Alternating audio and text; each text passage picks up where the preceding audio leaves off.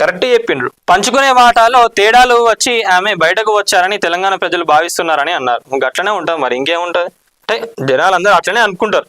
ఈ టైంలో వస్తే ఎవరైనా కూడా గట్లనే అనుకుంటారు. కవిత ఇప్పుడు బయటకు వచ్చి సీఎం సీఎం అనే నినాదాలు చేయించుకుంటున్నారని విమర్శించారు. సీఎం రేవంత్ రెడ్డిని కర్కోటకుడు, హిట్లర్ అంటే కవితకు మార్కులు పడవని ఆక్షేపించారు. రేవంత్ రెడ్డి రైతు రుణమాఫీ, ఫ్యూచర్ సిటీ, ఉద్యోగులు మూసి ప్రక్షాళన చేసేందుకు కర్కోటకుడు అయ్యారా అని ఫైర్ అయ్యారు కిరణ్ కుమార్ గారు. ఇది ఓకే. కవిత పార్టీ పెట్టుకోవచ్చని, పోరాటం చేయవచ్చని, ప్రజల్లోకి వెళ్ళవచ్చని తెలిపారు.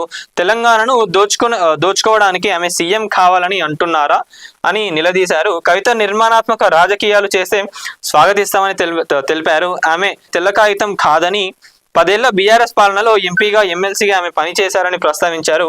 తెలంగాణ ప్రజలను కవిత తప్పుదో పట్టిస్తున్నారని, తెలంగాణ ప్రజలు ఆమెను నమ్మరని కిరణ్ కుమార్ రెడ్డి విమర్శించారు.